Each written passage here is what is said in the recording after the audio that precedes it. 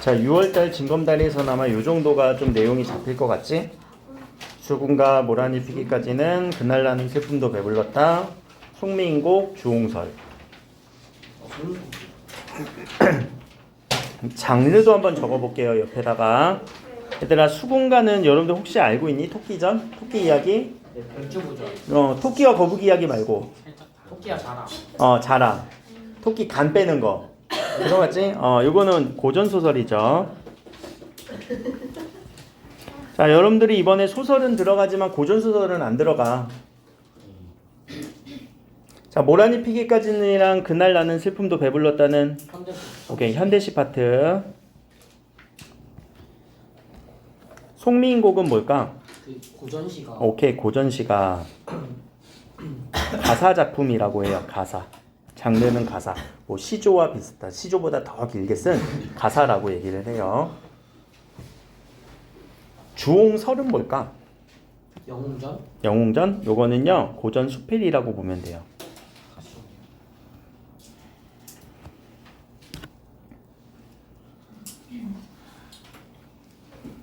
그 중에 이제 오늘은 요 현대시 두 편을 좀 자세하게 설명을 하고, 그리고 고전 수필까지 얘기를 좀 할 건데, 다음 주까지 요 수군가는 한번 읽어올 것. 수군가 어렵진 않을 거야. 내용, 배경 지식이 다 있잖아. 그치?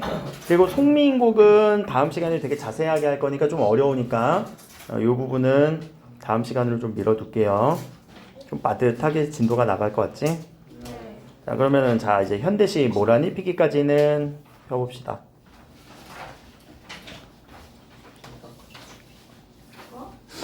주홍설이 고전 수필이에요? 네, 수필인데 약간 달라요. 수필의 느낌하고는 조금 다른 느낌이 있다고 말씀드릴게요.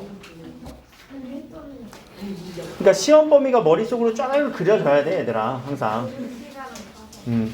시험 범위가 그려지고 나서 지금까지 4차의 문제 풀다 보면은 자기가 어떤 단원이 약한지가 좀 파악이 되지.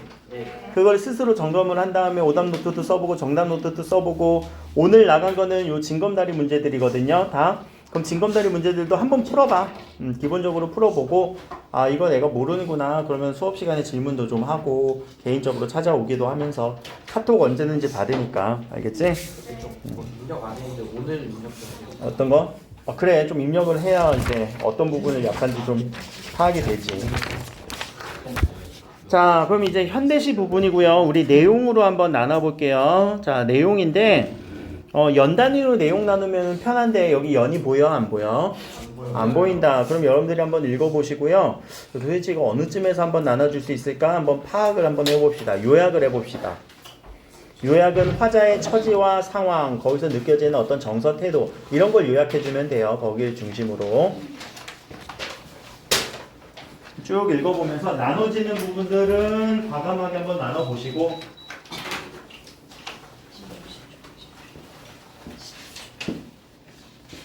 나눠지는 부분들은 모란이 피기까지는야 12페이지, 몇 페이지지? 10페이지.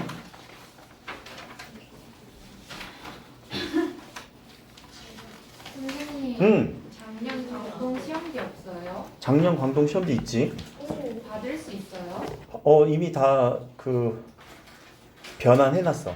오, 다음 시간에 주려고 했는데 왜? 이번 주에 줘? 네. 미리 줄까? 아니요. 아니야? 이번 주에 주세요. 그러면 필요한 사람만 이따가 필요한 사람만 개인적으로 얘기를 해요. 다음 주에 일괄적으로 풀긴 할 건데, 살기를.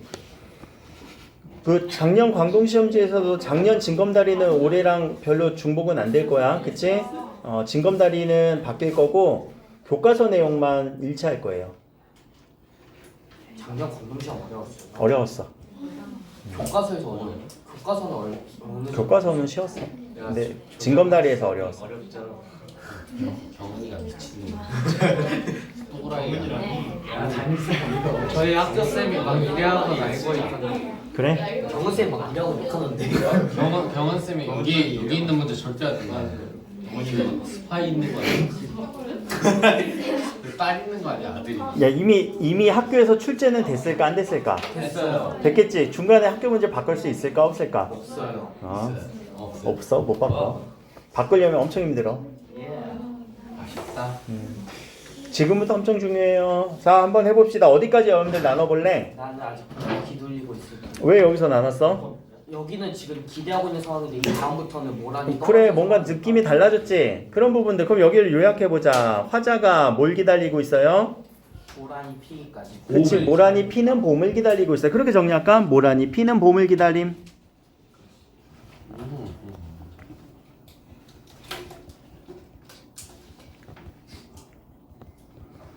모란이 피는 봄을 기다리고 있네요.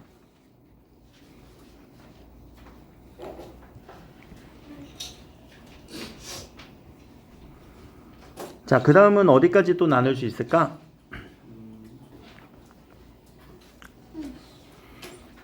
뭐 길게 가도 되고 짧게 가도 되고. 섭섭해요 모읍니다. 섭섭해 웃는 데가 길게 여기서 한번 또 짧게 잠깐만 가볼까? 여기는 갑자기 어떻게 됐어? 감정이 어떻게 됐어? 서러웠어요. 서러워졌어. 모란 이유. 모란이 져버려서 섭섭해. 서름에 잠김.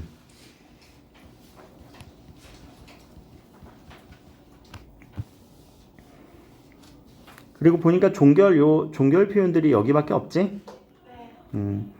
자, 오음내다까지 한번 쭉 연결해서 그럼 여기도 화자의 상황과 처지 정서를 한번 쭉 요약해 봅시다. 모란이 져버렸는데 그 져버린 꽃잎이 어떻게 됐니? 시들어버리고 시들어서 흔적도 없고. 그래 생각해보자. 야 우리 5월 이제 곧 되잖아. 벚꽃이 막 어느 순간 폈었는데 지금 벚꽃 꽃잎 보여? 싹 사라지고 자취 느껴져? 그런 느낌이겠네. 그치? 그럼 그때 되면 자 모란이 이제 자취가 없어지니까 어떻게 돼요? 상당히 슬픕니다. 모란의 자취도 못 느끼는 그 시간에는 어떤 느낌이 들어? 어떤 정서? 슬픔. 그렇지. 서운해지고 섭섭해 울고 있어요. 모란의 자취가 사라지고 나면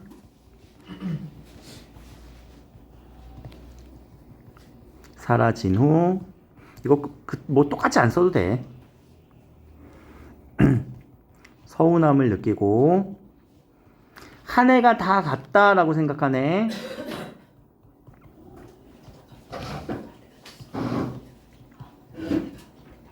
느낌. 그리고 섭섭해 울고 있어요.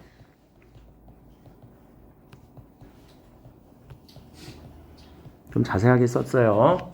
자, 마지막에는 요 두 줄은 다시 모라니 피. 다시 또 모란이 피는 봄을 기다리네요.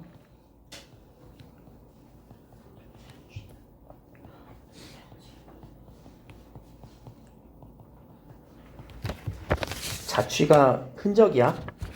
자취하다 아니야. 자취생활 나 혼자 산다 이런 거 아니야.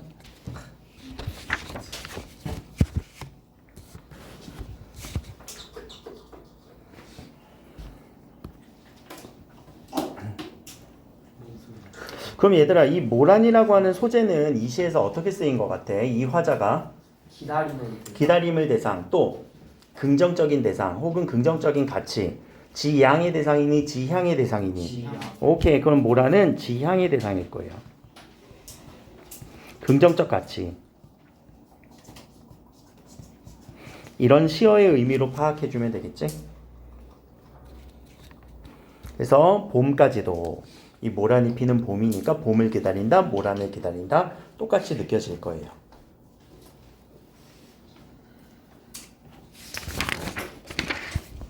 자 그러면 기다렸다가 슬프기도 하지만 다시 또 기다리고 있지. 이런 구조 우린 뭐라고 할까? 기다렸다가 슬프기도 하지만 응? 아 그러기도 해요. 기다림이었다가 슬픔이었다가 다시 또 기다림의 구조. 이런 것들 우리가 무슨 구조라고 하니? 계속 돌고 있는 거. 순환. 순환의 구조를 보이고 있네요.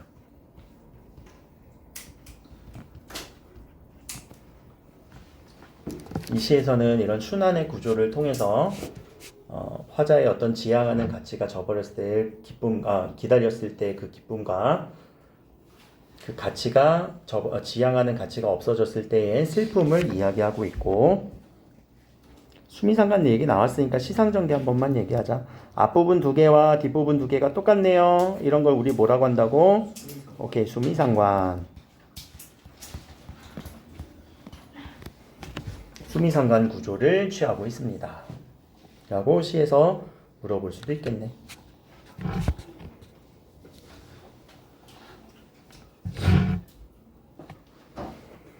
자, 수미상관 같은 경우는 항상 이 부분이 하나 더 강조의 느낌으로 들어갈 수 있어요. 어떤 강조? 주제 강조. 다시 또 기다릴 거야. 다시 또 기다릴 거야. 화자의 기다림에 대한 강조죠.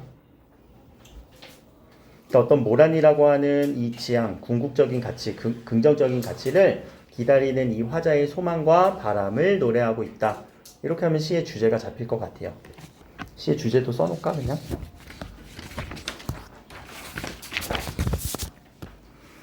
자, 주제. 화자가 지향하는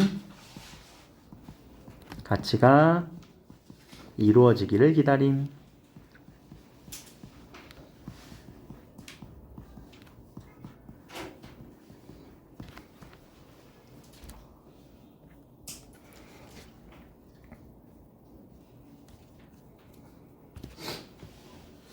수미상관이라고 하는 요 구조를 통해서 난 또 계속 기다릴 거야 라고 얘기를 한 거죠. 이미지 한번 찾아볼까? 이미지. 시각적 이미지 어디서 떨어져 버렸습니다. 하강의 이미지. 음성상징어. 음성상징어의 사용. 그치, 뚝뚝이라고 하는 음성상징어. 의성어, 의태어. 의태어처럼 보이지? 근데 의성어라고 해도 뚝뚝 이런 소리도 맞을 것 같아요. 근데 아무튼 음성상징어. 그럼 음성상징어의 효과는 뭘까? 조금 더 우리에게 더 재미보다 흥미? 감각적인 느낌을 묘사해 준 거지. 감각적 묘사. 감각적 묘사를 해준 거야. 뚝뚝 떨어졌다고. 뭔가 상실감을 느끼게끔 우리에게 전달해 주는 거지. 상실감. 자, 5월 어느 날이라고 했으니까 그 배경이 드러나네요. 시간적 배경. 그 어느 날은 어떤 날이니 지금? 모란이 떨어져서 자치가 사라진 날이에요. 그치? 묻었던 날, 모람이 지고 난, 곰이 지고 난, 지나간 그 날. 꽃잎마저 시들어 버리고는 자치도 없어집니다. 소멸의 느낌 들죠? 소멸의 이미지도 있네요. 소멸. 뻗쳐오르던 내 보람, 왜 보람을 느꼈을까? 이 화자는 모란이 폈었으니까 이제 계속 기다리는 뻗쳐오르던 뭔가 상승의 이미지가 갑자기 팍 꺾이면서 서운하게 무너졌습니다. 하강의 느낌으로 더 절망감을 강조해주고 있죠. 화자의 절망감을 강조해주는 이미지네.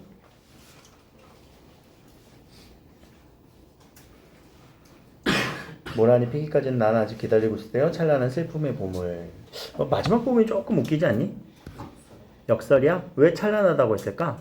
슬픔은 일단 부정적 시어인데 찬란한 거는 모란이 피는 거고 슬픔은 이제 모란이 떨어지는. 오케이, 그럼 이렇게 찬란한 봄은 왜 찬란하다고 했어? 모란이 펴서 너무 좋아.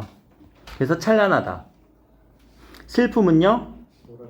모란이 져서 슬퍼. 그러면은 이제 표현법으로 한번 가보자. 이렇게 찬란한 슬픔의 봄이라고 해서 두 가지의 뭔가 상반되는 감정을 한 번에 수식을 해버렸지. 모순이 생겨버렸네. 그럼 요거를 우리는 무슨 법이라고 해요? 역설법이라고 하네요. 우리 이번에 현대시 들어가는 데에서도 역설법 있지 않니? 네. 어느 부분? 슬픔이 기쁨에게. 어느 부분? 슬픔이 기쁨에게서. 사랑보다 소중한 슬픔. 사랑보다 소중한 슬픔이라고 하는 부분에서 역설법 연결될 수도 있겠네. 자, 근데 찬란한 슬픔의 봄을 기다린대요. 이것도 여기가 뭔가 이상하다. 그렇지. 오케이, 순서가 조금 달라졌죠? 도치법.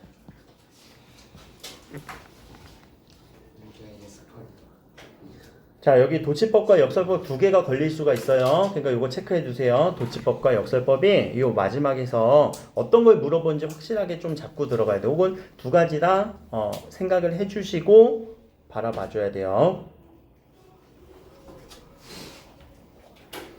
자, 두 줄 위에 모란이 지고 말면 그뿐 내 한 해는 다 가고 말아 360날 섭섭해 옵니다. 이 사람 5월달인데 한 해가 다 갔다고 약간 뭘 해준 것 같아? 과장. 과장해준 것 같지? 과장법도 있네요.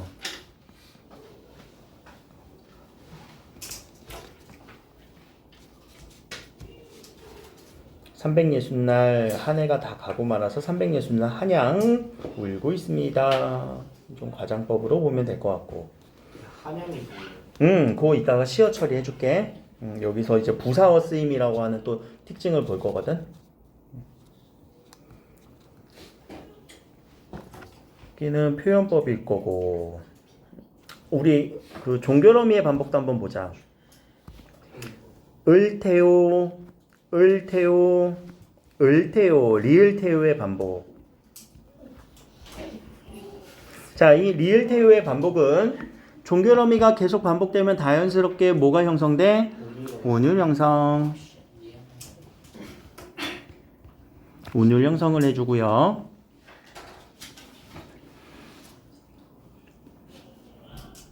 자, 뭐뭐 합니다. 뭐뭐 합니요. 뭐뭐 해요. 자, 이런 표현은 사람들의 어떤 자신의 감정을 고백하는 거지만 그 고백을 조금 존중해주는 말, 존경해주는 말로 표현을 했죠.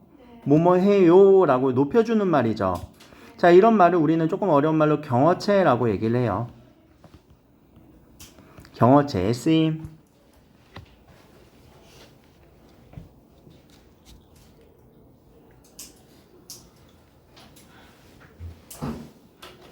뭐뭐 해요. 그래서 뭐뭐 한다 이런 느낌이 아니잖아. 나는 기다린다 이런 느낌보다 뭐뭐 합니다, 뭐뭐 해요 라고 하면 느낌이 좀 더 딱딱해지니 부드러워지니? 오케이, 부드러운 어감이 생겨요. 부드러운 어감이 약간 부드러운 어감으로 잡히죠. 그래서 운율 형성도 있을 거고 경어체의 쓰임으로 인한 부드러운 어감이 형성이 된다. 자, 이제 하나의 또 특징, 이제 마지막 특징인데요. 무슨 색으로? 주황색으로 한번 해볼게요. 자, 요 아직이라는 단어와 뚝뚝이라는 단어와 한양이라는 이 단어들은요, 다 문장 성분으로 보면 부사어예요. 부사어의 쓰임이 이 시의 특징이에요.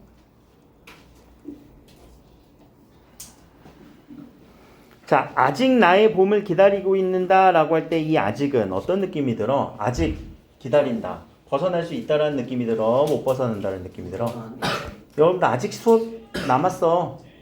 아직 수업 남았어 얘들아. 벗어날 수 있어? 못 벗어나? 못 벗어나. 그래서 이거를 이 아직이라는 표현을 통해서 이 사람은 어떤 기다림에 대한 숙명적 기다림을 표현하고 싶었던 것 같아요. 숙명적 기다림.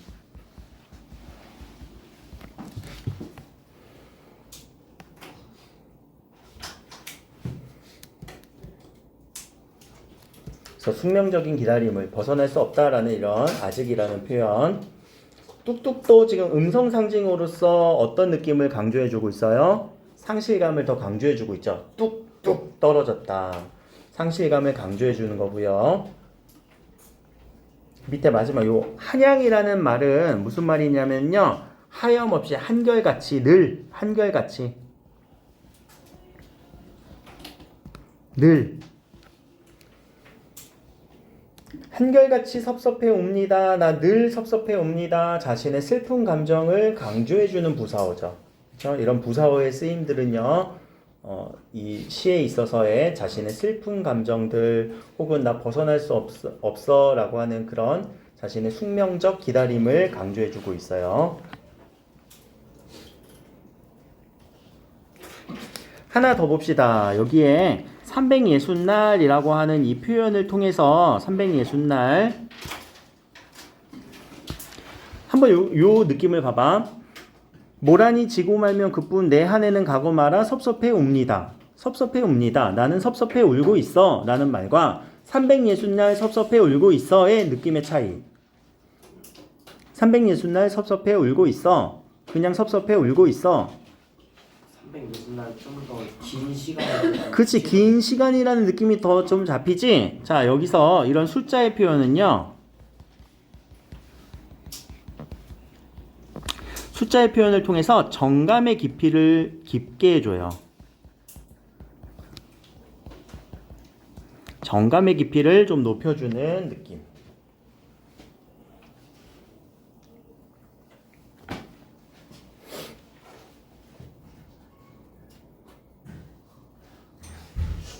이런 숫자의 표현은 정감의 깊이를 깊게 표현을 해준다. 그래서 그 슬픔의 깊이를 더해준다라고 볼 수 있겠죠. 오른쪽에다가 뭐 빈 공간에다가 다시 한번 또 써보자. 그냥 우리 대충 요약을 한번 다시 한번 해보자. 그냥 지금까지 정리했던 거예요. 표현법은 어떤 표현법이 많이 눈에 보였니? 표현법으로만 정리해볼까? 역설법도 쓰였고. 도치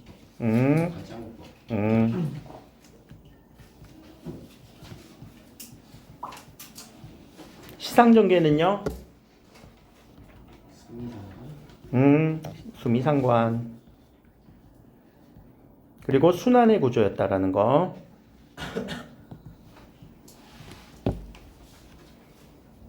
그리고 운율에서는 리을 태요의 어미 반복. 그리고 어조에서도 경어체. SEM. 그리고 그 외의 특징 정도는 부사어의 사용. 이 부사어의 사용을 통해서 아직 기다리고 있어야 된대. 아직 수업 시간 남았어, 얘들아. 벗어날 수 없어. 음성상징어는 어디로? 음성상징어도 운율. 음성상징어 운율에 넣어도 되고요. 요 부사어의 사용 넣어도 괜찮아요. 두 개 다 잡힐 수 있겠어, 음성상징어. 그리고 360날이라고 하는 정감의 깊이를 깊게 해주는 그런 표현들.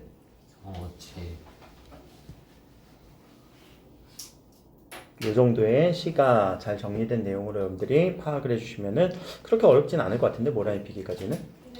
수미상관이 원래 앞뒤가 완전 똑같은데 여기도 바뀌었으니까. 아니, 앞뒤가 완전 똑같지 않아도 돼. 근데 학교에서 그 쌤이 변형이라고 하는데 수미상관 요 변형됐다, 변주됐다라고 할 수도 있겠지. 변주, 변형, 변주. 약간의 차이가 있어도 되니까. 시험에서 변주되었다라고 나오면 맞아. 변형되었다라고 해도 되고. 이미지 꼭 생각해줘야 돼, 알았지? 상승 이미지, 하강 이미지를 통해서 분위기 형성해 주니까.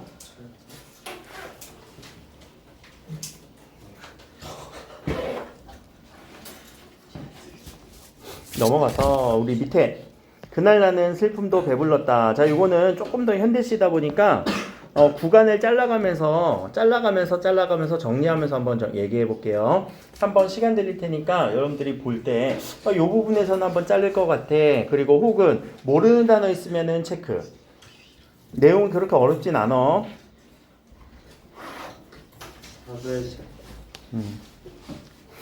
모르는 단어 있으면 체크. 그리고 부분에서 좀 나눠주세요. 물론 얘도 연으로는 나눠져 있지만 1년이 이렇게 길고 2년이 한 줄인데.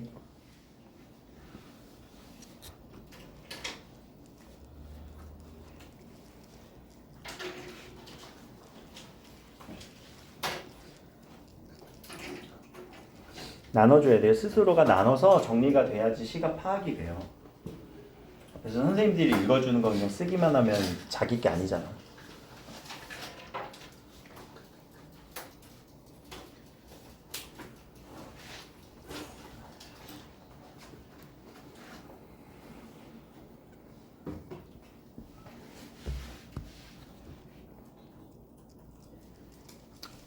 내용은 그렇게 어렵진 않지. 뭔가 이사 가는 것 같고 짜장면 먹는 느낌이고. 그렇지? 자, 처음 부분은 어디까지 좀 잘라볼까? 이사가 끝났다. 이사가 끝났다? 아니면 형님네까지. 형님네까지. 그래, 좀 짧게 가자. 이사가 끝났다가는 자 여기까지 한번 봅시다. 여기까지의 내용 상황과 처지 혹은 정서 태도를 정리하면 돼요. 어떤 상황이에요? 가난한 것 같아? 누구를 위해서? 뭐를 위해서? 나의 등록금을 위해. 그렇지. 앞에 또 조금 더 꾸며볼까? 나는 어떤 나예요? 만학 무슨 단어니? 계속 나이가 있는데도 공부를 하고. 오케이. 자, 나이가 들어서 공부하는 거예요. 나이가 들어서 공부하는 거. 나이가 들어서 공부하는 사람들 한 30대, 40대 공부하는 거. 혹은 뭐 여러분들 뭐 할아버지 할머니가 그런 사람들을 만학을 한다. 늦을 만자거든요.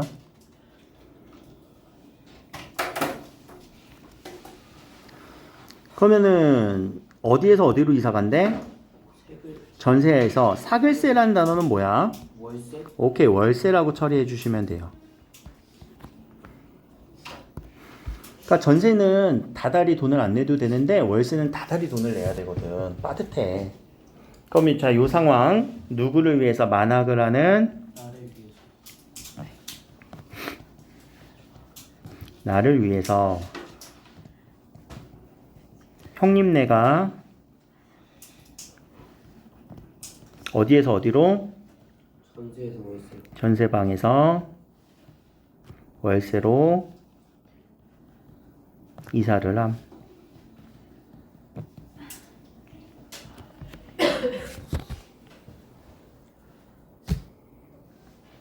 여기까지가 뭐 첫 번째 네 줄에 대한 내용이겠죠. 그렇게 어렵지는 않을 거예요. 그럼 자, 나는 어떤 처지였는지 벌써 나왔네. 만학을 한다. 나의 처지. 그렇죠?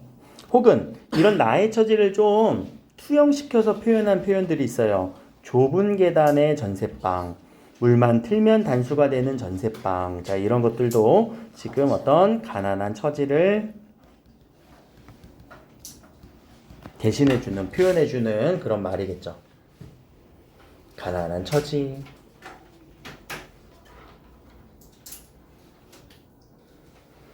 근데 형님의 태도가 되게 이거를 뭐라고 느껴야 될까? 타적이. 형님은 자, 형님은 그러면 나를 어떻게 생각하는 것 같아? 긍정적으로. 긍정적으로 애정 어린, 그치, 나에 대해서 애정을 표현해 주는 것 같아요. 선생님도 동생이 있지만 동생이 여동생이거든요. 그래도 이제 곧 오빠 나 공부할게, 등록금 좀 대줘. 그래 알았어, 내가 그러면 우리 집 빼갖고 그 등록금 내줄게 이럴까? 난 안 그럴 것 같은데. 자, 그럼 형님의 이런 모습들 되게 중요하단 말이야. 그치? 나에 대한 어떤 애정. 그럼 나에 대한 애정을 보여줄 수 있는 소재는 뭐라고 볼 수 있을까? 나의 등록금 혹은 전세방에서 월세로 가는 요 태도. 그치? 그렇게 볼 수도 있겠죠? 자, 그 다음은 어디서 나눠볼까요? 몇 줄 더 읽어볼까? 이사가 끝났다. 이사가 끝났다. 왜? 그 다음에 공간이 어디로 갔어? 시장골목. 시장골목으로 갔으니까 여기까지. 그럼 여기 네 줄을 또 정리해 봅시다.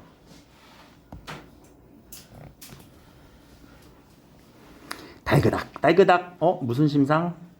청각. 오케이, 청각적 심상. 이 청각적 심상을 통해서 이사의 그 상황을 감각적으로 전달해 주고 있죠.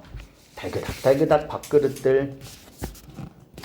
밥그릇이 달그닥거리면은 이 사람 포장이사 안 한 것 같은데? 웬걸, 그러네. 리어카로 나르고 있네. 포장이사 안 했네. 베니어판이라는 단어 혹시 알고 있니? 아니요. 요거는 나무 합판이에요.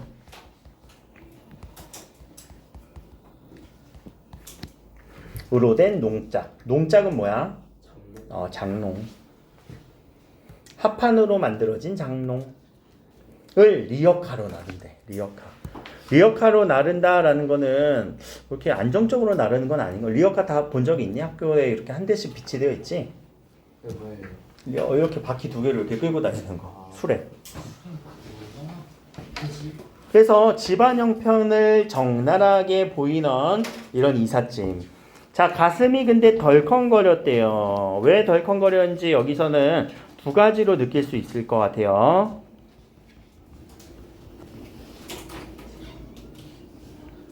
자, 이 가슴이 덜컹거렸다는 표면적 이유는 첫 번째, 리어카로 이삿짐을 나르니까, 그치? 리어카에 덜컹거리기 때문에. 그래서 우리 이삿짐 나누는데 리어카가 덜컹거리니까 이삿짐이 좀 안전하지 않을 것 같은 덜컹거림 표면적으로 보이는 이유예요. 그러나 두 번째는 가슴이 덜컹 내려앉는 느낌은 어떤 감정을 받은 걸까?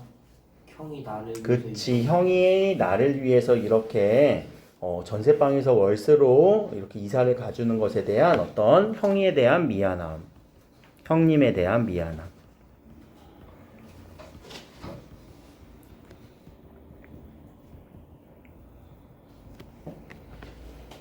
미안하지.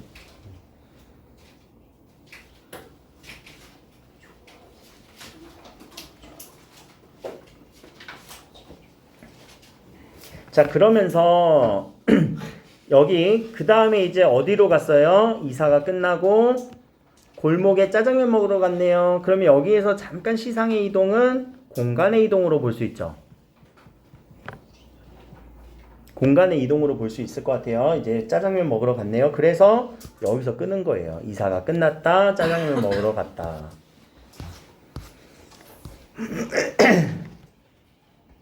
그럼 짜장면을 시켜주고 어디부터 어디까지 끊을래? 여기부터 이제 형은 시장 골목에서 어디까지 끊어볼까? 젊은 중국집 부부를 봐. 자, 이상한 중국집 젊은 부부를 보았다까지 끊어봅시다.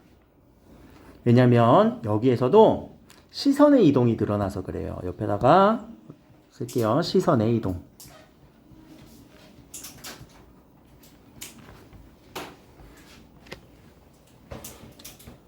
짜장면을 먹으러 가서 일반적인 사물들을 보다가 이제는 어떤 부부들을 보게 되거든. 혹은 관찰로 밑에 관찰이라고 하나만 적어둡시다.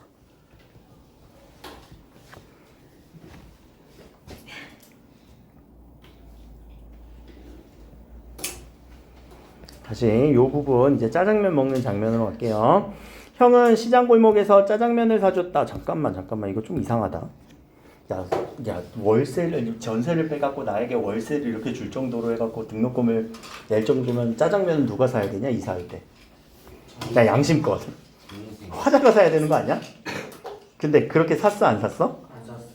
안 샀네? 그럼 이 짜장면도 얘들아 무슨 소재로 볼 수 있어? 누가 누구에 대한? 형이 동생에 대한 그치. 나에 대한 어떤 애정의 소재라고 볼 수 있겠지.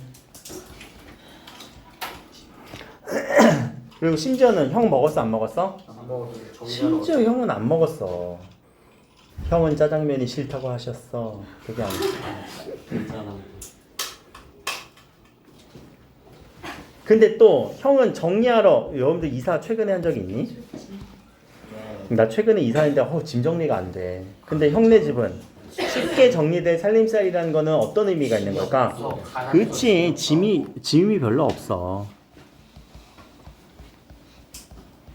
그럼 짐이 없다라는 거는 무슨 표현이지? 가난한 생활을 우리는 좀 미루어 짐작을 할 수 있겠죠?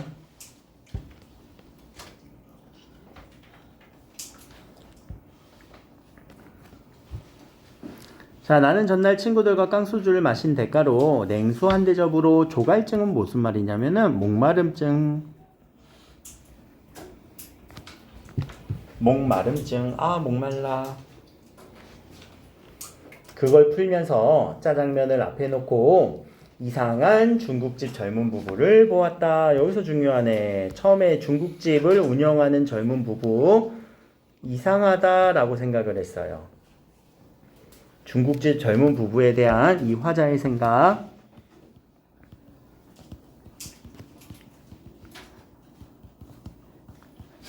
어떻게 생각했다고? 이상하다.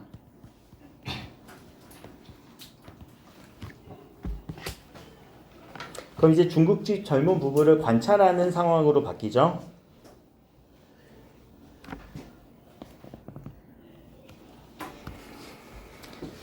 자, 어디까지 끊어볼까? 서둘러 배달에 나아갔다.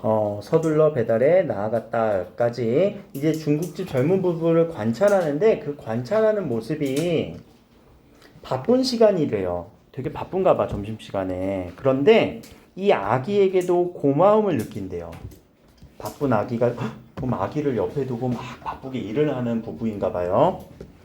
또 젊은 부부는 연약한 그 밀가루 반죽. 그러나 이 사람들은 어떤 미래를 꿈꾸고 있대요? 튼튼한 미래를 꿈꾸고 있대요. 자, 여기서 시어의 대비가 일어나네요. 연약한 반죽은 어떤 현실에 대한 어떤 넉넉하지 않은 사정일 것 같고, 튼튼한 미래라고 하는 거는요, 이 젊은 부부들은 미래에는 뭐가 있다라고 생각이니? 희망. 그렇지. 희망이라고도 볼 수 있겠다. 그러면 연약한 반죽과 시어의 대비를 한번 정리해 보면, 이 연약한 반죽과 튼튼한 미래는 시어의 대비를 일으키면서 어떤 희망을 강조하고 있는 그런 모습, 혹은 희망을 갖고 살아가는 이 중국집 부부에 대한 이야기를 하는 거죠. 그리고 목소리도 아주 꿈꾸듯 명랑한가 봐. 네, 이러면서 긍정적인 모습이네. 그럼 이 중국집 젊은 부부는 처음에 이상하다라고 했지만, 자, 이 사람들의 모습은 얘기를 한번 해볼까? 상황에 감사하고, 아이에게 고마워한다 했잖아. 상황에 감사하고 희망을 잃지 않네요.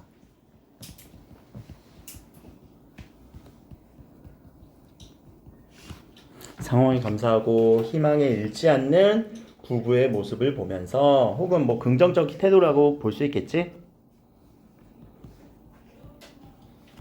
긍정적 삶의 태도.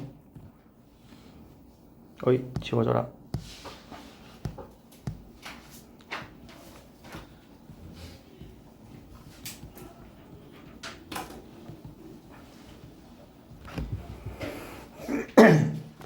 그래서 배달을 나아갔대요. 자, 이제 그거에 대해서 자신의 생각 아니니? 그럼 이때 시선의 이동이 아니라 자신의 관점, 내면으로 이제 이동을 하는 거예요. 외부의 상황을 보고요. 내면의 심리, 혹은 자신의 생각으로 시상이 전개가 되고 있네요.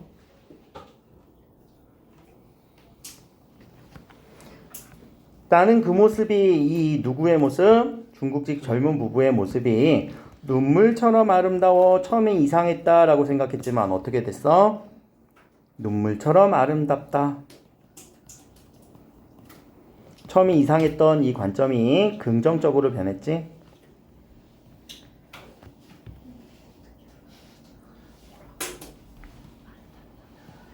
아름답다. 아름답다로 바뀌었네.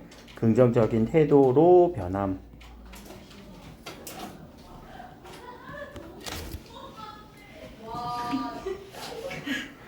자, 이 긍정적인 태도는요, 뭔가 깨달음을 얻었기 때문이에요.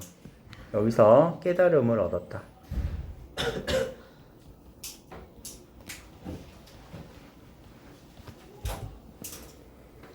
그리고 누구를 통해서? 중국집 젊은 부부를 통해서 성찰하게 되는 거죠. 자신의 삶을 성찰.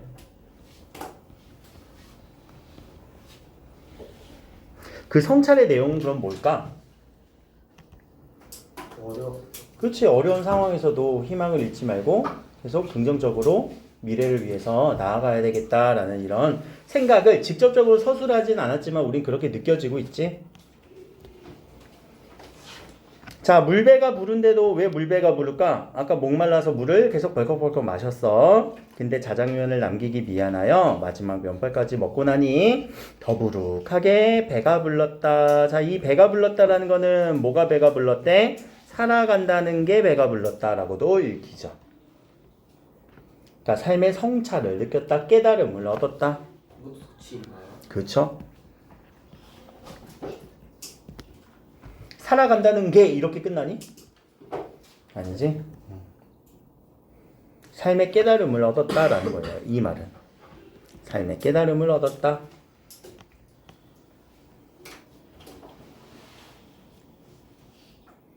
자, 그날은 어떤 날? 중국집 젊은 부부를 보면서 고단한 삶 속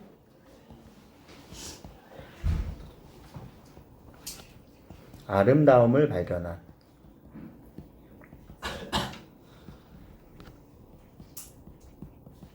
그날이죠. 그날 나는 분명 슬픔도 배불렀다라고 얘기를 하네. 슬픔 속에서 아름다움을 찾았다. 슬픔도 배불렀다라는 거는 슬픔 속에서 아름다움을 찾았다라는 건데 다소 표현이 좀 모순이 있는 느낌이다. 어떤 느낌으로? 슬픔도 배불렀다라고 하는 역설의 느낌.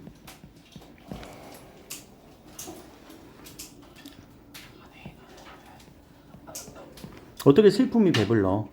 그치? 이런 역설의 느낌이기도 하고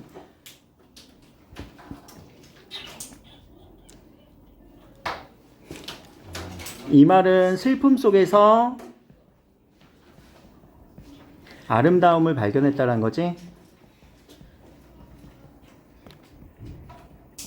앞에서 썼던 그날의 의미와 똑같아요. 슬픔 속 아름다움을 발견했다. 근데 슬픔이라는 건 배가 부를 수 있니? 이거 추상적인 것 같은데 이거 구체적으로 표현했네. 추상적인 표현을요 구체화로 표현한 부분이라고도 볼 수 있을 것 같아요.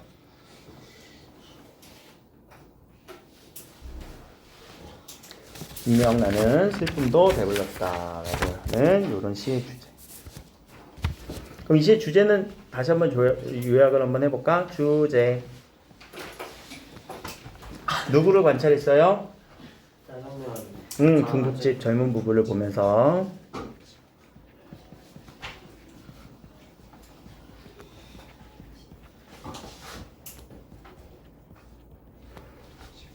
뒤에는 어떻게 정리할까? 무슨 태도? 긍정적인 태도. 긍정적인 삶의 성찰.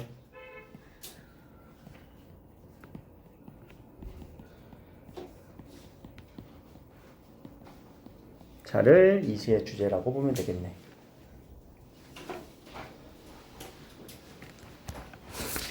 나도 저 사람들처럼 저렇게 열심히 해야 되겠구나 이런 뭐 깨달음이 직접적으로 서술되진 않았지만 우리는 미루어 짐작은 할 수 있을 것 같아요. 이렇게 시 두 개 어렵지 않지 내용은? 저기 눈물처럼 아름다워는 역설 아닌가요? 어디? 나는 그 모습이 눈물처럼 아름다워. 눈물처럼 아름다. 이거는 직유라고 보면 되지 않을까? 이건 직유법에 가까울 것 같은데.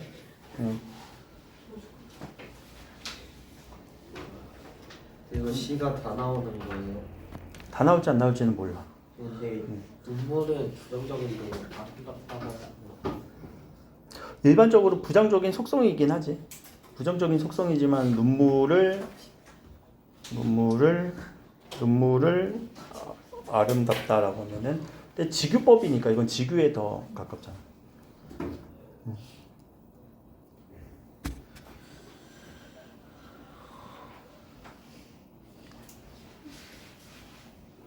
자, 뒤로 넘어갑시다. 오늘은 주홍설을 먼저 할게요.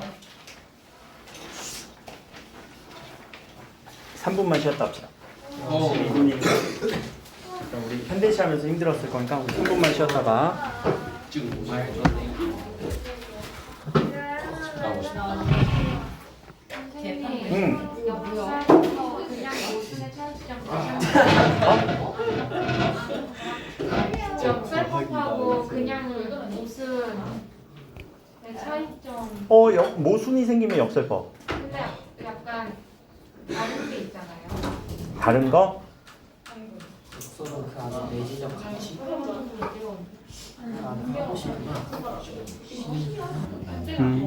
그냥 자리에서 쉬어 얘들아. 우리가 일반적으로 모순이 일어났다라고 이야기하거든요. 요거를 역설이라고도 하고요. 아이러니가 발생해. 우리 아이러니라는 단어 아니? 되게 아이러니하네 라는 것을 모순, 역설, 아이러니라고 하는 큰 범주 안에 넣어요. 그런데 그 안에서도 우리는 역설법이라고도 딱 이야기를 하는 경우가 있거든. 역설법. 근데 이 역설법은 모순이 일어나는 문장이 있어야 돼. 이 문장 속에서. 문장 속 모순이 일어나요. 문장의 표현에서. 법이라고 하는 이 단어는 어떤 표현에서 모순이 일어나야 돼요. 근데 우리는 역설이 일어나는 인식도 있거든. 역설적 인식. 역설적 인식은 생각만 그렇게 하고 있는 거야. 생각만. 막 산에 갇혔는데 난 너무 좋다 이런 식으로 얘기하는 사람들도 있어. 왜? 사랑하는 사람과 함께 있으니까. 그러니까 막 산에 갇히니까 좋대. 그럴 때는 우리는 역설법이라고는 얘기는 안 하죠. 그냥 역설적으로 일반적으로 좀 다른 생각을 갖고 있구나라고 얘기를 해요. 하나 이제 어려운 게 이제 반어법이거든요. 자, 반어법도 자, 모순이 일어나진 않아요. 이거는 표현이 마음과 반대되는 거예요. 그러나 이 반어법도 우리는 역설이라고 얘기를 하는 게 반어법을 얘기하는 순간 그 상황 속에서 그걸 얘기를 못해. 상황의 역설이라고 할 수 있어요. 상황의 역설. 자, 지금까지 이제 막 QR코드 제출 안 하는 친구들이 있어. 그럼 그 친구들한테 그런 상황 속에서 아우 잘했어. 아 잘했어. 아유 잘했다. 라고 하면은 내가 그런 상황 속에서 이 말을 하는 게 아이러니지 않니? 잘했다라고 표현하는 게 웃기지 않니? 네. 모순이 생기지. 그런 부분을 우리는 반어법을 표현 자체로 봤을 때는 반어법이라고 하지만 상황으로 볼 때는 역설적 상황이라고 얘기를 해요. 그렇게 얘기를 하는 거예요. 좀 어려운 개념이지. 이렇게 정리하는 개념이 가장 일반적인 개념인 것 같고 부분으로 들어갔을 때는 다른 거 다 지워버리고 그냥 이렇게만 인식하면 돼. 반어법과 역설법은 뭐에 있어서 다르다? 문장 표현에 있어서 다르다. 문장 표현에 있어서. 화장실 갔다. 얼른 다녀오세요. 자, 주홍설 12페이지.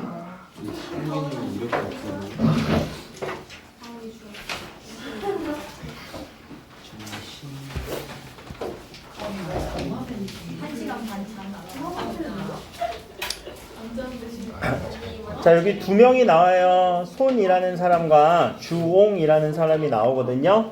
근데 이 주홍이라는 사람은요, 요게 배 주자에 늙은이 옹자예요. 배에서 사는 늙은이.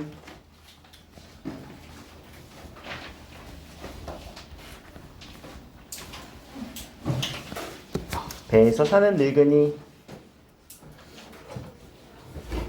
자, 손이라는 단어가 우리 손님 할 때 손자거든요. 무슨 느낌이니? 손님, 게스트, 그치? 어떤 객체, 대상.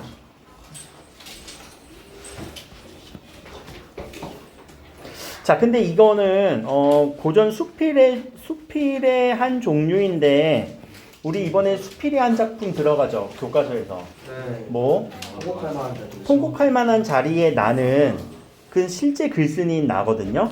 근데 여기서는 나라는 사람이 안 나오고요. 주홍이라는 사람을 대신해서 어떤 생각과 깨달음을 우리에게 전달을 해주려고 해요. 그러다 보니까 이 배에 사는 늙은이였던 주홍은요, 허구적 작가의 대리인이에요. 작가의 대리인. 이거 소설 아니에요? 소설로 보기에는 너무 내용이 짧아. 그래서 수필의 한 종류로 취급을 하고 있어요. 그리고 깨달음을 주기 위한 거. 작가의 대리인. 그래서 보통 요 무슨 설이라고 하는 거는요, 고전 수필의 종류의 한 종류로 넣어요. 근데 일반적인 수필하고는 좀 달라. 이 작가의 대리인이다라는 게.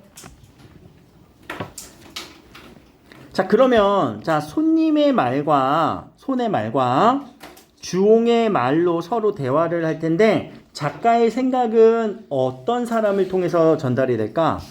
그치, 주홍이 아마 작가의 대리인으로서 어떤 중심 생각, 작가의 생각과 중심 생각 혹은 수필이기 때문에 깨달음이 나올 거예요.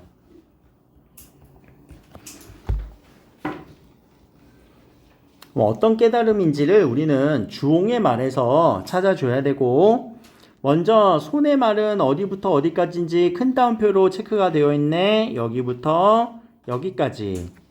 이거는 손의 말입니다. 자, 그리고 마지막 줄에 주홍이 대답했다. 대답을 어디부터 어디까지 했는지 보자. 다음부터 끝까지. 오이씨. 뭐 이렇게 길어? 아, 아이스 아메리카노부터 여기까지. 아, 이런 거 해주면 웃어주면 너무 고맙지. 엄청 기네. 그렇지, 길지? 그러니까 이것도 좀 잘라서 한번 봅시다. 자, 먼저 손에 물어보고 있어요. 자, 의문형으로 끝났지? 의문형으로 끝났지? 어디까지 한번 얘기해 봅시다. 어디까지 잘라보는지 한번 봅시다. 그대가 배에서 사는 늙은이니까 고기를 잡는다 하자니 낚시가 없고 장사를 한다 하자니 팔 것이 없고 뱃사공 노릇을 한다니 물 가운데만 있어 오고 감이 없구려. 여기까지 한번 끊어봅시다. 여기까지. 그러면은 아니 너 배에서 산다고 하는데 너 이거 뭐 하는 거야? 낚시하는 거야? 아니면은 장사하는 거야? 아니면 뱃사공 하는 거야? 라고 하면 뭐가 생겼어? 의문점이 생긴 거죠. 배에서 사는 것에 대한 어떤 의문점이 생기고 있어요. 자, 밑에 변화불측 무슨 말이니? 변화를 예측할 수 없다. 그치, 변화가 심해서 예측할 수 없어요. 변화가 심해서 예측할 수 없어.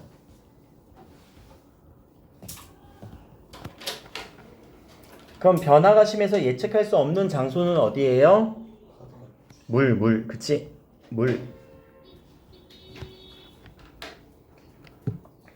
그럼 이 물 내에 조각배 하나를 띄어 가없는 넓은 바다를 헤매다가 가없다가 무슨 뜻이니? 가없다. 가라는 거냐? 저기 물가로 좀 가. 그 경계선을 우리가 가라고 하잖아. 근데 그 가가 없대. 끝없이 펼쳐졌다는 거예요. 끝없다.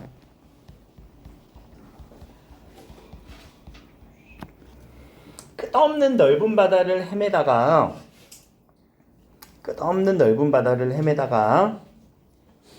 바람 미치고 물결 눌라 돛대는 기울고 노까지 부러지면 정신과 혼백이 흩어지고 두려움에 쌓여서 목숨이 지척에 있게 될 것이로다 까지. 자, 목숨이 지척에 있다라는 말은 뭘까? 목숨이 가깝다라는 의미거든요. 지척은요? 저승이 가깝다. 그래. 위험에 처할 것이다. 위험에 처할 것이다. 위험에 처할 것이다 라는 말이에요. 너 이렇게 변화가 심한 예측할 수 없는 공간에 살다 보면은, 이 예측할 수 없는 공간에 살다 보면 위험할 거야.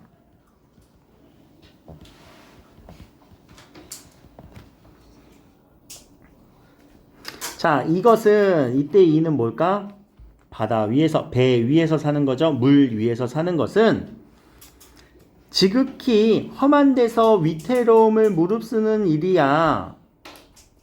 물 위에서 사는 거는 위험한 일이야. 지극히 위험한 일이야.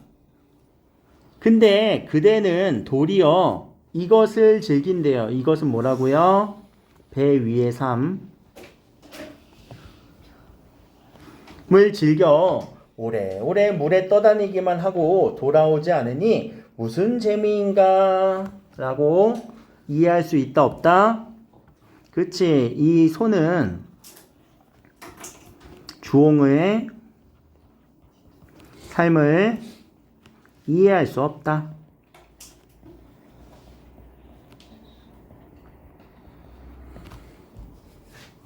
그럼 자, 이 소는 어떻게 생각했는지 다시 한번 볼까요? 지극히 위험한 데서 위태로움을 무릅쓰는 일이야 라고 하는 이 배 위의 삶은 위험한 삶이야 야 라고 하는 이 말은요, 손의 생각이기도 하면서 일반적인 사람들의 생각, 일반적 생각을 좀 어려운 말로 뭐라고 하지? 통념. 그럼 이거는 이해할 수 없다는 건 통념으로 이해할 수 없음. 통념으로 이해할 수가 없어.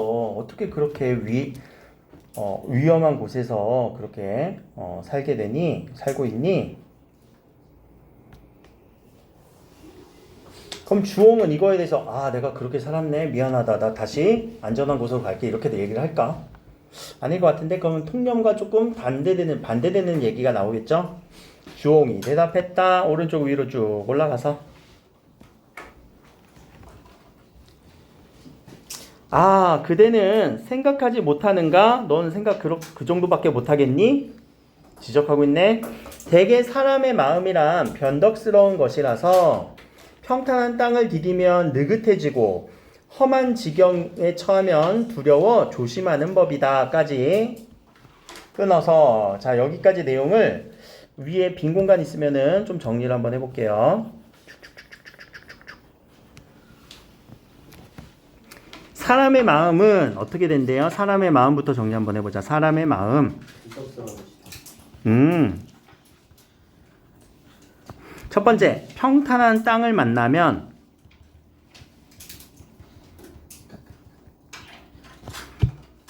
느긋해지고요.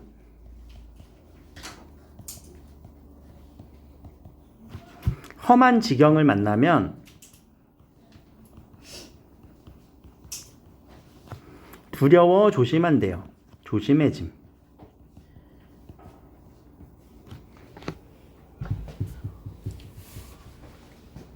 그럼 사람의 마음은 자, 요 중간에 뭐에 따라서 달라지고 있어요? 주위 환경에 따라서 달라진대요. 아, 사람의 마음은 주위 환경에 따라서 달라진대요.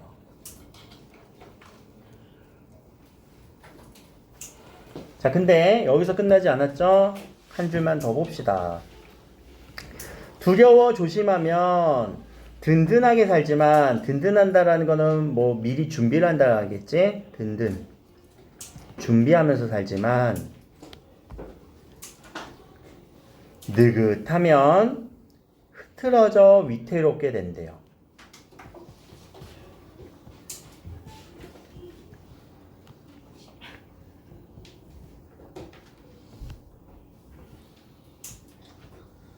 이렇게 얘기를 하고 있습니다. 시험 이제 얼마 안 남은 것 같니? 많이 남은 것 같니? 얼마 안 남은 것 같아? 험한 지경을 만났구나. 그럼 이제 여러분들의 마음은 조심하게 됐고 든든하게 준비할. 아직 느긋하다라고 아직 평탄하다라고 생각하시는 분들은 어떻게 돼?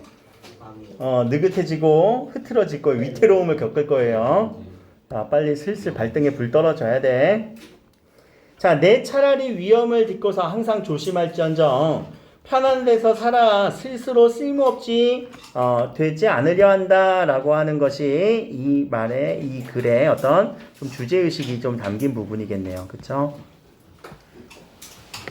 주홍이 배에서 사는 이유.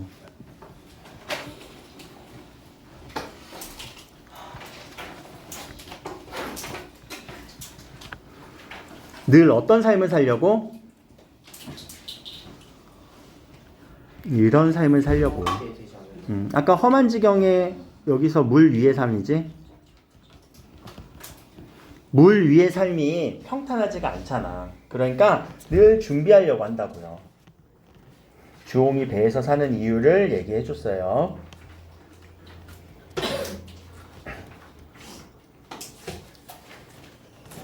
그래서 늘 준비하는 삶, 여러분들 그러니까 늘 집중해야 돼. 늘 공부를 준비하고, 늘 조심하고, 준비하고.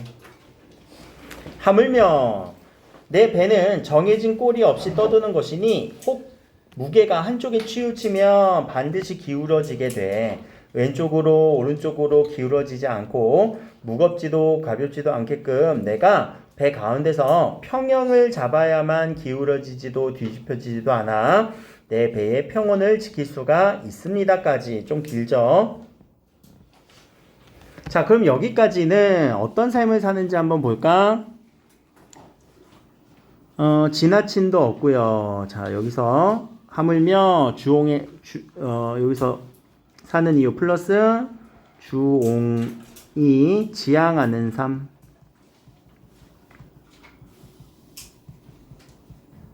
자, 주홍이 지향하는 삶을 정리해 볼게요. 지나침 없다. 지나침 X. 모자람도 없다. 모자람 X. 또 한쪽으로 치우침도 없다. 치우침도 X.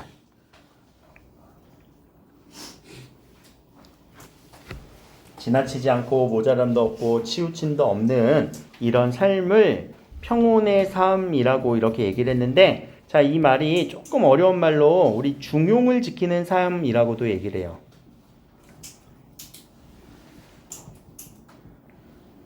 중용이라는 건요, 어느 하나에 치우치지 않는 거예요. 마음의 평온 혹은 중심을 잡는 걸 중용이라고 얘기를 해요.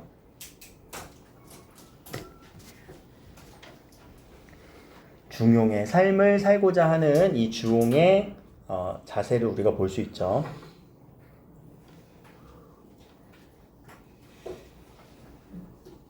이거는 이제 유교적 가치관에서 추구하는 가치입니다. 자, 비록 또 이제 다른 예시가 나와요. 풍랑이 거세게 인다한들 편안한 내 마음을 어찌 흔들 수 있겠는가? 흔들린데 안 흔들린데? 풍랑이 바람이 막 또는 파도가 물결 낭자니까 바람과 파도가 거세게 인다한들 내 마음을 어떻게 흔들 수 있겠는가? 흔들려 안 흔들려? 그럼 이거 무슨 법이야? 서리법이네. 서리법을 통해서 풍랑이라는 거는 무슨 단어겠니 그러면? 바람. 그럼 이거 비유적 표현인 것 같은데 외부적 요인이겠지. 자, 이런 외부 요인이 있더라도 나는 흔들려 안 흔들려? 안 흔들릴 거야. 중용을 지킬 거야. 중용의 삶을 지킬 거야.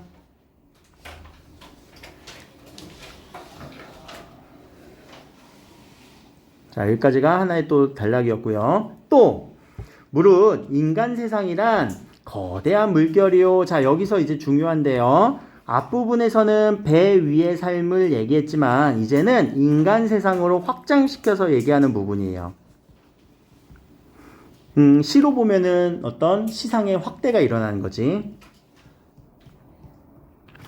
배에서의 삶을 인간 세상으로 확장시켜서 지금 보여주고 있네요.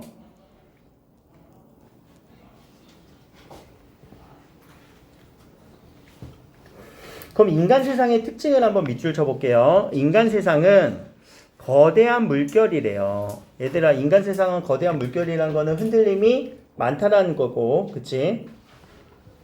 흔들림이 많다, 험난하다, 그리고 한바탕 큰 풍랑, 바람이야. 그러니까 흔들림이 많고 변화무쌍하고 어디? 확장. 인간 세상 확장. 배 위의 삶을 인간 세상으로 확장시켰다고, 여기부터.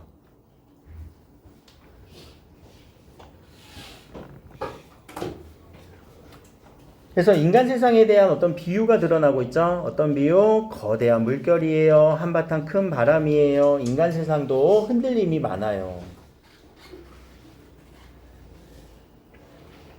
그래서 인간 세상에서 하잘것없는 내 한 몸이 아득한 그 가운데 떴다 잠겼다 하는 것보다는 이때 그 가운데는 어디? 인간 세상 속에서 떴다 잠겼다 하는 것보다는 오히려 한입 조각배로 말리 부슬비 속에 떠 있는 것이 낫지 않는가? 이게 더 낫다라고 얘기해주고 있네. 계속 서리법 얘기해주고 있네요.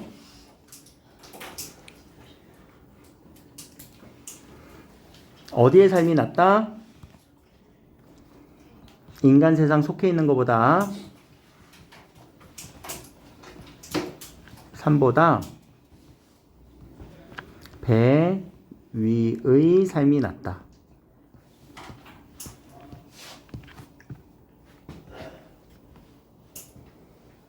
인간 세상 속의 삶보다 배 위의 삶이 더 낫다. 내용이 해석하면 별로 어려움은 없는데 이제 말이 고전의 말투니까. 자, 그리고 요 문구, 내가 배에서 살면서 세상 사람을 보니 그럼 이 사람은 지금 세상에 속했어? 안 속했어? 안 속했지? 속세를 떠난 상태에서 속세를 떠나 인간 세상을 평가함.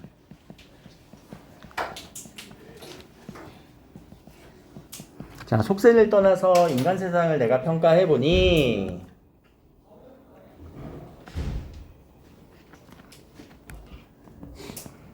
그럼 인간 세상의 특징이 나오네. 인간 세상의 특 밑줄 쳐보자. 인간 세상의 특 안전할 때는 후환을 생각하지 못하고 후환이라는 말은 무슨 말이에요? 후환. 일어나는 그치, 뒤에 일어날 근심 걱정 큰일들 뒤에 큰일을 생각하지 못하고 욕심을 부리느라 나중을 돌보지 못하다가 안전할 때는 후환을 생각하지 못하고 욕심을 부리다가 나중을 돌보지 못하다가 결국 자 안전할 때랑 여기도 정리 다시 한번 해볼게. 안전할 때 안전한 때 그리고 욕심을 부리는 상황. 자, 이런 부분들이 다 앞에서 얘기했던 어떤 상황이냐? 외부의 환경이지. 외부의 환경 속에서 마음을 다스리지 못한 거죠.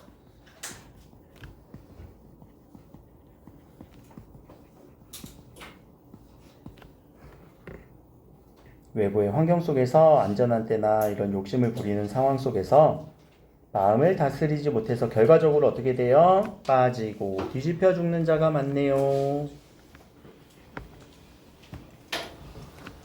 위험해진다. 위험성이 많다. 자, 그대는 어찌 이를 두려워하지 않고 오히려 나를 위태롭다 하는가? 라고 하는 또 서리법을 통해서 이를 두려워한다라는 게 뭘까?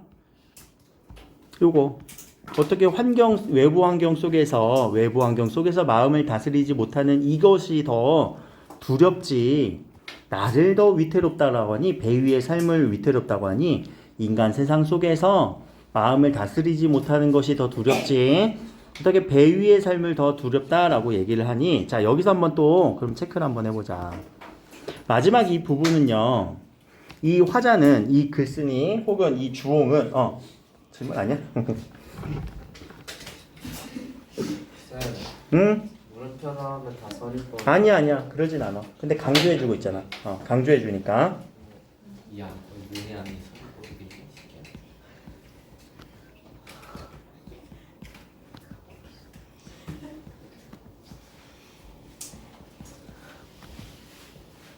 자, 느긋함을 즐기다가 위태롭게 된 이런 상황보다 오히려 어디에서 사는 게 더 좋다고? 배 위에서 항상 조심하는 삶이 더 낫다.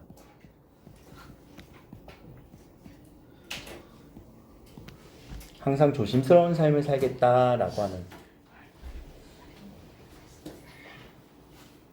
느긋함을 즐기다 위태로워질 바에는 항상 이때 배 위는 얘들아 어떤 공간이라고요? 변화무쌍한 공간이지.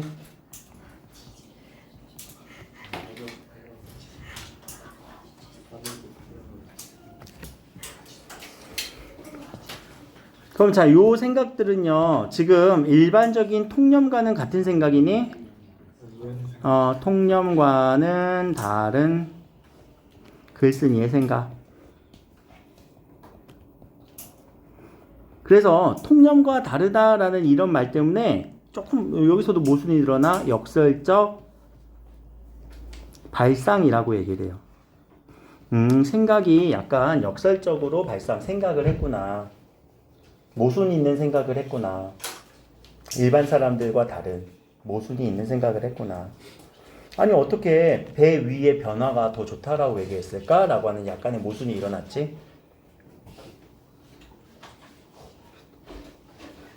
그럼 이런 역설적 발상은 누구를 비판하는 거 같니? 이런 통념을 비판하는 거죠. 너무 안전함을 추구하려고 하는, 느긋함을 추구하려고 하는, 시험이 코앞에 다가왔음에도 아직 움직이지 않는 여러분 대부분, 통념 대부분 지금쯤이면 벌써 모르는 것들이 탁탁탁 나와서 아, 내가 이걸 왜 모르지? 늘 조심스러운 삶을 살아야 되는데 우리는. 오늘 어디까지 나와요? 요 주홍설까지 할 거예요. 끝이에요. 자, 그럼 여기서 잠깐만 하나 더. 무슨 구조가 잡혀서 이 전개는요? 누가 물어봤어요? 대답형. 그렇지, 문답형, 문답의 구조. 누가 물어봤어요? 손의 질문. 답은 주홍의 대답. 그럼 누가 메인이야? 주홍이 메인이겠지? 그럼 손의 역할은 뭘 했을까? 손의 역할.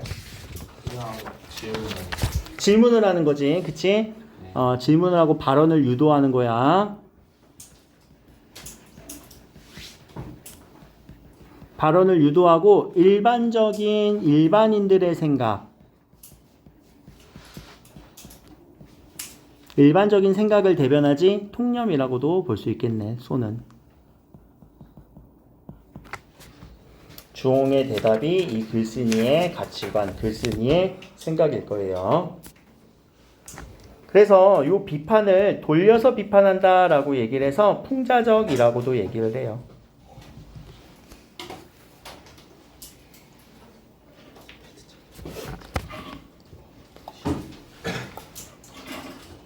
그래서 여러분들은 뭐 어떻게 살아야 되는가라는 이런 질문을 통해서 주홍의 대답을 여러분들은 이제 공부한 거고. 여기까지가 이제 오늘 할 내용이고요. 잠깐 이제 나중에 다음 시간 프리뷰 여기까지 일단